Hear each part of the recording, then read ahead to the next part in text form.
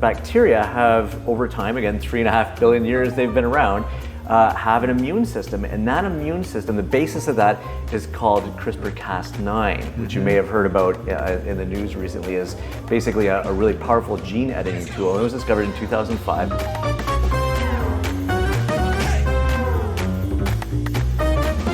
Hey Nick, if you think about animal-inspired medical devices and animal-inspired proteins that we use to our benefits, can you give me another example of something that is central to what we do here that is inspired by animals? Yeah, great example. One of the things I think about, we're both microbiologists, and often we're challenged or tasked with coming up with antimicrobial medical devices, or medical devices that detect infectious diseases. We always think of bacteria as our enemies, right? Mm-hmm. That's true.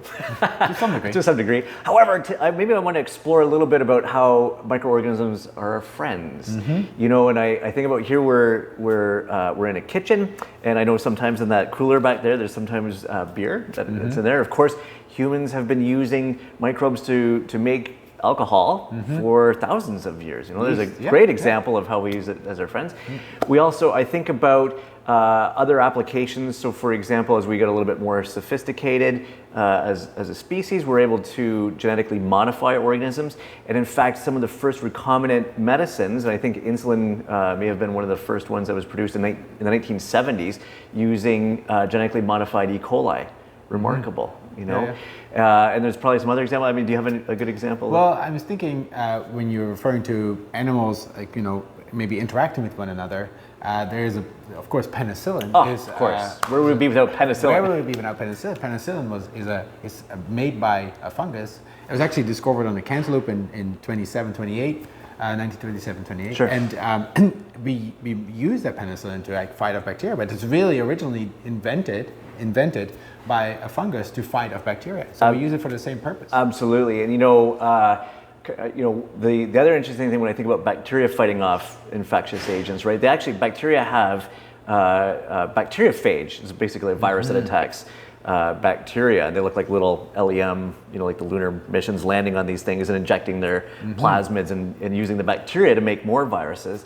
And the bacteria have, over time, again, 3.5 billion years they've been around, have an immune system. And that immune system, the basis of that is called CRISPR-Cas9, which you may have heard about in the news recently, is basically a really powerful gene editing tool. And it was discovered in 2005, and I think the two researchers that discovered that, they won a Nobel Prize in 2020, I believe.